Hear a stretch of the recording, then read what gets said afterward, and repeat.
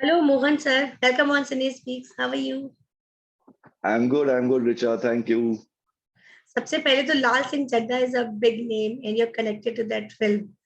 पहले तो बताइए कि कैसे कनेक्शन हुआ. प्रीतम का फोन आया और जब भी प्रीतम मुझे फोन करता है तो ये कभी बोलता नहीं कि किस लिए है क्या है। हमेशा मुझे फोन करके बोलता है तू फ्री है तो आजा रिकॉर्ड करना है। और हम लोग काफी टाइम से काम कर रहे हैं एक साथ। स्टार्टिंग विद आई थिंक फिरारी की सवारी हमारी पहली फिल्म थी एक साथ। तो और ओवर द इयर्स अच्छे दोस्त भी बन गए हम लोग। तो मजा आता है उसके यहाँ। तो जब भी वो फोन करता है तो मैं पहुंच जाता हूँ। तो मुझे ये पता नहीं था कि ये किस फिल्म के लिए है, कौन सा गाना है, ये भी नहीं पता था। और वहां जाके फिर पता चला कि अमिताभ ने लिखा है। हम्म. 2 दिन बाद ये पता चला कि वापस मुझे बुलाया गया कि एक दो लाइंस फिर से करने हैं। ये 2019 की बात है। जब फिल्म तब बस शुरू ही हुई थी बन। हम्म. तब जब मेरी बात हुई थी तब उन्होंने गलती से उनके टीम में से किसी ने कह दिया कि यार आमिर सर को बहुत अच्छा लगा आपका वॉइस। तो मैंने कहा अच्छा ये आमिर खान की फिल्म के लिए है। तो वो तब पता चला उसके तब भी मुझे ये नहीं पता था कि लाल सिंह चड्ढा है कौन सी फिल्म है। या फाइनली मेरी ही वॉइस वो गाने में होगी कि नहीं। तो लेकिन उसके बाद मोशन पोस्टर जिस दिन रिलीज होना था उसके एक दिन पहले मुझे वायाकॉम से अजीत अंदारे का मैसेज आया। वो मेरे अच्छे दोस्त हैं, वो वहाँ के सीईओ हैं। तो उन्होंने मैसेज भेजा कि यार आई एम सो हैप्पी कि your voice is on my poster. तो तब भी मुझे एक्चुअली चमका नहीं कि ये है क्या। तो मैंने कहा वायाकॉम के लिए मैंने कब गाया।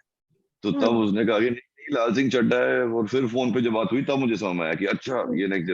फिर बहुत एक्साइटेड हो गया मैं। तो पोस्टर में तो खैर सिर्फ एक ही लाइन था। और वो 2019 क्रिसमस उन्होंने रिलीज किया कि एग्जैक्टली एक साल बाद फिल्म रिलीज होना। फिर लॉकडाउन हो गया तो अभी डिले हो गया। अब जाके लेकिन ये 2 महीने पहले, 2-3 महीने पहले से ये फिर से हमने वापस चालू किया क्योंकि इसमें एक और अंतरा ऐड हुआ। गाने में एक्चुअली सिर्फ एक ही अंतरा जो आप अभी सुन रहे हो वो उतना तक ही रिकॉर्ड हुआ था। फिर एक और अंतरा उसमें ऐड हुआ है जो फिल्म में आएगा, जिसके बारे में मैं ज्यादा बोल नहीं सकता क्योंकि मुझे मना किया गया कि ज्यादा नहीं बोल सकते कि क्या है। लेकिन है दो दो अंतरे हैं। दूसरा अंतरा भी रिलीज होगा। फिल्म में तो दोनों अंतरे हैं ही। वो भी बहुत प्यारा लिखा है अमिताभ ने। तो ये जब रिकॉर्डिंग हुआ तब मैं आमिर से मिला, अद्वैत से मिला जो डायरेक्टर हैं, उनसे मिला। तो हमारी सबकी डिस्कशन हुई कि इसमें क्या करना है, इसके किसमें क्या करना है, क्या जरूरी है क्या नहीं है। तो तब जाके वो सब ये सब फाइनली हुआ। फिर मैंने खैर गाना वापस से भी डब किया कि 2.5 साल पहले गाया था। तो हमने कहा यार एक और बार कर लेते हैं। तो काफी सारे डब्स हमने किए। उसके बाद मिक्स एंड मैच करके अच्छा ये लाइन यहाँ से अच्छा, ये लाइन यहाँ से अच्छा, ऐसे करके निकाल के प्रीतम के कुछ असिस्टेंट्स हैं उसके टीम में, आकाश और अनिरुद्ध। खुद बहुत अच्छा गाते हैं, बहुत ही प्यारा गाते हैं। तो उन्होंने चूज चूज कर करके ऐसा उन्होंने डाला, फिर जाके ये गाना बना। So okay. Good, very good. और सॉन्ग का पैशन आपको कहाँ से आया, मैं जानना चाहूंगी. क्योंकि बहुत इजी नहीं होता है ये वाली चीज को करना. तो वो पैशन कहाँ से आया आपको? पैशन का तो खैर मतलब वैसे ब्लड में ही है। मम्मी कर्नाटिक म्यूजिशियन है, हाँ. बहुत ही रिनाउंड है, बहुत सीनियर म्यूजिशियन है। तो वो वायलिन बजाती हैं, गाना गाती हैं, गुरु हैं। मेरे पापा ने 25 ईयर्स दो दो दो ऑर्गेनाइजेशन, एक 25 ईयर्स, दूसरा भी 25 ईयर्स, दो कर्नाटिक म्यूजिक को प्रमोट करने के लिए उन्होंने ऑर्गेनाइजेशन चलाए हैं। दीदी मेरी म्यूजिशियन है, तो घर में सारे म्यूजिशियंस हैं। तो बचपन में साउथ इंडियन फैमिली में क्या होता है, बचपन में कोई ना कोई एक कला सिखाने को सिखाते ही हैं बच्चों को। और ऐसा माना जाता है कि जितना एजुकेशन इंपॉर्टेंट है उतना ये भी इम्पोर्टेंट है। तो ऐसा नहीं कि एक के लिए दूसरा छोड़ दें। तो ये तीन चीजें थी। एक मैं मृदंगम सीखता था। मृदंगम कर्नाटिक एक इंस्ट्रूमेंट, तबला जैसे हिंदुस्तानी म्यूजिक में होता है, mridangam south Indian Carnatic music में होता है। तो वो मैं सीखता था। फिर मुझे क्रिकेट खेलने का बड़ा शौक था। तो पापा मुझे सुबह 6 बजे लेके जाते थे CAB, cricket association of Bengal. मैं उसमें खेलता था। तो अंडर 19 अंडर 13 में खेला हूँ थम्स अप ट्रॉफी। तो वो एक मुझे बड़ा होकर सुनील गावस्कर बनना था। और दूसरा मृदंगम बजाता था। और तीसरा ये था कि हमेशा ये कॉर्पोरेट में कुछ एक करना है, वैसे ही प्लान था। तो इकोनॉमिक्स एमबीए ये सब कर लिया। लेकिन अजीब ये था कि जब मैं 5-6 साल की उम्र में था तो मम्मी मुझे हमेशा बोलती थी अरे तुम्हारा वॉइस अच्छा है, तुम गाना सीख लो। लेकिन मेरे इर्द गिर्द सारे, जो मेरी दीदी गाती थी, मेरी मम्मी गाती थी, मम्मी के सारे सिस्टर्स मतलब मेरी मौसी सब गाते थे। लेकिन मेरे मामा मृदंगम बजाते थे। और मेरे गुरुजी जो हैं हमारे बहुत क्लोज फैमिली फ्रेंड है। तो सारे मेल जितने मैं जानता था वो सब मृदंगम बजाते थे। और सारी लेडीज गाना गाते थे। तो मुझे लगा कि नहीं, ये तो लेडीज वाला डोमेन हो गया, मैं गाना नहीं सीखूंगा। तो मैंने मना कर दिया और मुझे मृदंगम बजाना था। तो एक तरीके से मैं बहुत खुश हूँ, क्योंकि वो मृदंगम की सीख नहीं हो पाती अगर मैं सिर्फ गाना सीखता तो। और गाना बिना सीखे भी मैं सिंगर बन जाऊंगा, ये मुझे तब पता नहीं था। वो बहुत साल बाद ही मुझे समझ में आया कि शायद ऐसा कुछ कर सकता हूँ। तो वैसा हुआ ना, तो वो पैशन बहुत पहले से था। लेकिन ऐसा प्रोफेशनली कभी बनूंगा ये मैं सोचा नहीं था, ये बाद में जाके बना। और आपकी हिंदी इतनी अच्छी कैसे है? How did you speak so nicely? I don't know. But मैं कलकत्ते में पला बड़ा हूँ, तो मेरी तो अच्छा। मम्मी भी मेरी कलकत्ते में, शी इज बॉर्न। पापा ओके। 1964 में शिफ्ट हो गए। तो तो तब से हम लोग सब कलकत्ते से हैं। तो मैं बंगाली भी ठीक अच्छी तरह बोल लेता हूँ। और बचपन से ही मुझे गजल सुनने का बहुत शौक। तो गुलाम अली साहब, जगजीत सिंह, मेहदी हसन साहब। तो और गजल्स में अगर आप शब्दों को नहीं समझोगे तो गजल का कोई मतलब ही नहीं है। सिर्फ सिंगिंग से आप हम्म। गजल्स सुन नहीं सकते, हम्म। अप्रिशिएट नहीं कर पाओगे। तो तब से वो हिंदी में बोलचाल तो बहुत होती। तो आई डोंट नो। और अभी भी लेकिन बहुत सारी ऐसी चीजें हैं जो मैं जाता हूँ, जैसे लिरिसिस्ट हो गए। मैं बहुत लकी हूँ कि गुलजार साहब का लिखा हुआ मैंने गाया है, जावेद अख्तर साहब का लिखा हुआ गाया है, अमिताभ भट्टाचार्य का बहुत गाया है। हमारे साथ जो काम करते हैं, अमिताभ भी काम करता है, अब्बास टायर वाला काम करते हैं। ये सब लैंग्वेज और राइटिंग में एक्सपर्ट्स हैं, मतलब एक्सपर्ट्स से ज्यादा लेजेंडरी लोग हैं। तो उनके सामने थोड़ा डर भी लगता है। तो मैं जब पहली बार गुलजार साहब से मिला था, तो मैं अंदर घुसते मैं सॉरी सॉरी बोल के अंदर गया कि मैं आपके सामने, मुझे पता नहीं, मैं इंग्लिश इंग्लिश में बोलूंगा, हिंदी में बोलूंगा, मैं तमिलियन हूँ, कैलकाटा में पला बड़ा हूँ, बड़ा कंफ्यूज हूँ। ये सब बोल के मैं घुसा, तो वो हंसने लगा कि नहीं नहीं कोई बात नहीं, तुम बैठो।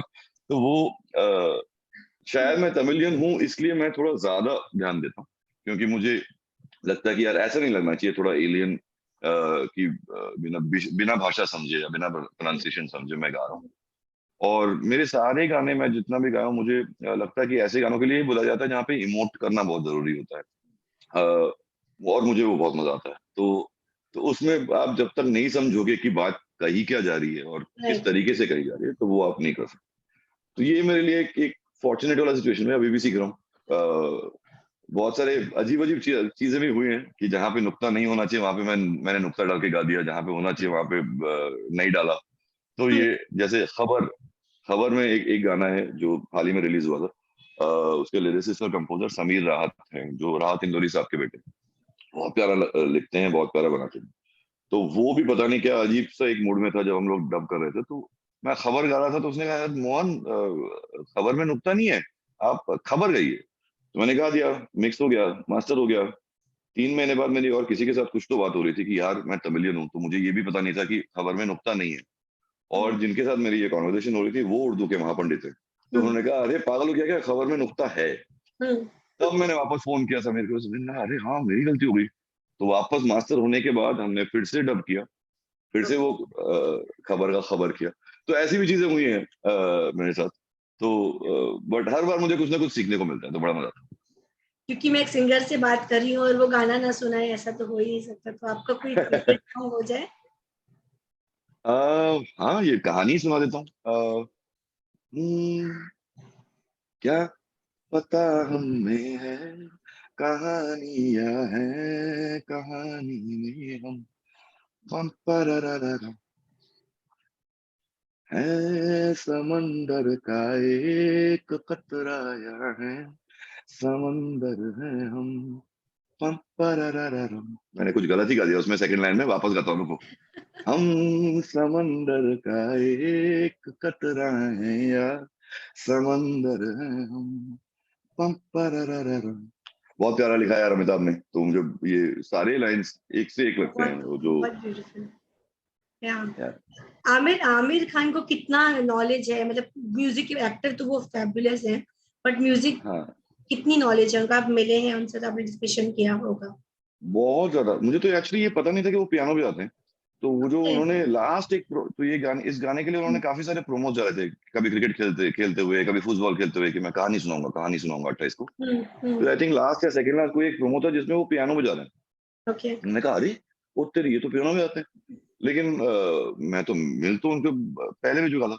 और इत्तेफाकन मेरी बात, जब 2 बार जब भी मैं मिला हूं उनसे, एक ही कारण से मिला हूँ। एक बार कट्टी बट्टी पे मैंने गाना गाया था, शंकर एहसान का कॉम्पोजिशन था। तो उसमें वो इमरान खान उसमें स्टार्ट, तो तब Aamir Khan he had seen the edit of the film. तो एडिट देखने के बाद निखिल अडवाणी जो डायरेक्टर थे उन्होंने लिखा।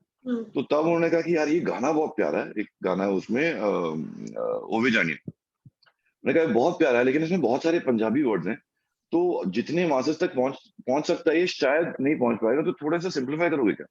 तो तब वो मुझसे मिले थे कि यार मैं तुमसे फिर से गवा रहा हूँ, बहुत प्यारा गाया, लेकिन ये थोड़े वर्ड्स चेंज कर दो, तो मुझे लगता है कि और लोगों तक पहुंचेगा ये गाना। और बहुत ही उनका एक क्लियर सेंसिबल सा सजेशन था, और वो समझते हैं, वो बिना समझे सिर्फ एक मैं एक्टर हूँ, डायरेक्टर हूँ, प्रोड्यूसर हूँ, मुझे फिल्म के बारे में आता है, तो मैं उस पर्सपेक्टिव में बोल रहा हूँ, वो भी नहीं है। इस बार जब हम लोग गाने के बारे में बात कर रहे थे, तो उन्होंने इसलिए बुलाया था मुझे कि जैसे एक लाइन है, कभी कभी जो ये आधी लगती है, आधी लिख दे तू आधी रह जाने दे, एक ऐसा है। उसमें कभी कभी हम जब बात करते हैं, कभी कभी ऐसे बोलते हैं, तो कभी कभी ऐसा नहीं आता, दोनों बार भ ठीक से सुनाई नहीं देता। उन्होंने कहा गाना है और ये सिर्फ ऑडियो में लोग सुनेंगे, तो भ आना चाहिए। एक तो वो बोल रहे थे। दूसरा उसमें एक हम समंदर का एक कतरा है, तो कतरा में वो नुक्ता आता है, लेकिन सडनली ऐसा नहीं लगना चाहिए कि मुशायरे में बैठे कि यार ये बोलचाल की भाषा में पूरा गाना खत्म हो गया, ऐसे लग रहा है कि बहुत मतलब आमने सामने कोई लिविंग रूम में बैठ के बात कर रहे हैं, वैसा लैंग्वेज है। फिर सडनली वो कतरा ऐसा आएगा तो अजीब लगेगा। तो एक तो वो प्रोनाउंसिएशन साइड में ही वाज इन्वॉल्व। दूसरा कि वो बोल रहे थे कि ज्यादा इसमें ओवर एक्सप्रेस करने जाओगे तो वो एक्सप्रेशन निकल जाएगा। तो जितने टिप्स वो दे रहे थे ना, वो ये बोल रहा था कि जितने ऑनेस्ट हो सकते रहो, और मैं हमेशा वही बिलीव करता हूँ। लेकिन अ, वो एक म्यूजिशियन को म्यूजिशियन के भाषा में ही बता रहे हैं, और ये भी मुझे बोलते थे कि नहीं, मैं जैसे मुझे समझ में आ रहा मैं बता रहा हूँ, you translate it into music, but वो एक्चुअली म्यूजिक के बारे में बहुत कुछ जानते हैं। प्रीतम अमिताभ भी बार बार बोलते हैं कि बहुत शार्प है वो अगर एक वर्ड चेंज कर दोगे टेक में, बोलेंगे इसका इसका इतना लंबा टेल तो नहीं था, ये ऐसा थोड़ा सा ज्यादा छोड़ा, ये टेक करेक्ट करेक्ट नहीं है, और उनको याद रहता है 2 महीने 3 महीने बाद। तो बहुत शार्प है वो तो सब मतलब एक एक डर वाला माहौल भी होता है कि यार ये चीटिंग नहीं कर सकते हम, कि 10 दिन पहले सुनाया था लेकिन ये हमें पसंद है, तो ये बोल के ही बोला उन्होंने कि ये हमें पसंद है, आपसे ज्यादा हमें ये आपको हम लोग ये ट्राई, आप ये ट्राई कर लो। लेकिन ये नहीं बोल सकते कि यार वो शायद भूल जाएंगे तो थोड़ा निकल जाएगा, वो कभी नहीं हो सकता उनके साथ, बहुत शार्प क्या बात है, वाह। है। इसके बाद आपका क्या है प्रोजेक्ट और कौन से सॉन्ग्स आ रहे हैं आपके? मैंने अमित त्रिवेदी के लिए गाना गाया है, वो शायद अभी कभी तो रिलीज होगा। फिल्मों में तो काम चलते रहता है, लेकिन मैं अभी हमारा अग्नि का एक बड़ा प्रोजेक्ट है, हम लोग का 15th एनिवर्सरी, हमारा मेरा जो बैंड है वो हमारा 15th एनिवर्सरी है। तो ये 15 मई को हम लोग वो सेलिब्रेट कर रहे हैं, नया गाना रिलीज हो रहा है जो अमिताभ बच्चन ने ही लिखा है। तो ओके। उसके लिए हम लोग एकदम लगे हुए हैं। फिर मैं अपने सोलो सॉन्ग रिलीज करने वाला हूँ जून से। 2 फिल्में भी कर रहा हूँ एज म्यूजिक डायरेक्टर। तो काफी काम है, वो 2 साल जो हम प्रोफेशनल टीवी वॉचर्स हो गए थे, कि सिर्फ दूसरों का काम देख रहे थे कि और कुछ ऑप्शन आई नहीं था, नो, अब आई खुद नो, काम करने का मौका मिल रहा है तो बड़ा अच्छा लग रहा है, सब एक साथ आया। I know. और ज्यादा टाइम नहीं लूंगी आपका।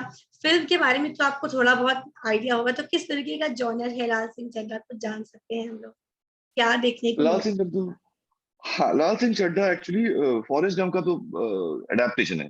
तो फॉरेस्ट गम तो खैर everyone knows, very very big film. शायद मैं उन बहुत कम लोगों में से हूँ जिन्होंने फॉरेस्ट गम नहीं देखा है। हम्म। मैं जानता हूँ फॉरेस्ट गंप क्या है, और टॉम हैंक्स कितने बड़े एक्टर हैं, उसके कारण उनको उसके लिए उनको ऑस्कर्स भी मिले, और फिल्म भी बहुत वेरी रिनाउंड फिल्म, बट मैं अभी तक नहीं देखा हूँ। तो जब मैंने इस पे काम किया, मुझे फिर पता चला कि मैं इसके लिए काम कर रहा हूँ और मेरा गाना इस फिल्म में है, तो अब तो मैं लाल सिंह चड्ढा पहले देखूंगा फिर फॉरेस्ट गंप देखूंगा। But I know only this much कि ये फॉरेस्ट गंप का अडेप्टेशन है, मैं फिल्म देखूंगा। अद्वैत से भी मेरी बात हुई कि मैं बहुत एक्साइटेड था कि मुझे फिल्म देखना है। तो अद्वैत ने कहा जैसे ही वो हम दिखाने के लिए तैयार हो जाएंगे तो सबसे पहले मुझे बुलाएगा। तो शायद मैं 1 महीने में देख पाऊंगा, अगस्त 11th रिलीज है। इतना मुझे पता है कि ये गाना जो है कहानी वो पूरे फिल्म को एक बाइंड करके रखती है, तो शुरुआत में भी है, एंड में भी है। दूसरा अंतर इसलिए लिखा गया था कि वो पूरे फिल्म का जो इथॉस है, जो फिलोसफी है, वो निकाल सकेगा। और इसलिए थोड़ा बहुत आई थिंक वो भी एक कारण है जिस कारण से उन्होंने सेकंड अंतर अभी तक रिलीज नहीं किया है, तो बहुत ज्यादा रिवील नहीं करना चाहते अभी। तो कब करेंगे मुझे पता नहीं, मैं वेट कर रहा हूँ। बट इतना ही पता है मुझे भी, इससे ज्यादा तो मुझे भी नहीं पता। और मैं पूछ भी नहीं सकता आमिर से, आमिर सर से कि यार बता दो, प्लीज बता दो, तो वो मुझे बोलेंगे चुपचाप घर पे बैठे रहो, बाद में बताऊंगा। तो ये मैंने पूछा नहीं। Okay okay, so thank you so much, आपने हमसे बात करी एंड अपना समय दिया हमें, and wish you all the very best sir, बहुत आगे सक्सेसफुल हो आप, ऑफ कोर्स आप सक्सेसफुल सिंगर हैं, आगे भी बहुत बहुत कुछ हो आपके बैग में, तो thank you so thank much हमसे बात करने के लिए, wish you all the best, take care, thank you, my thank pleasure you Rishabh ji, thank you, thank you bye. Much. Bye.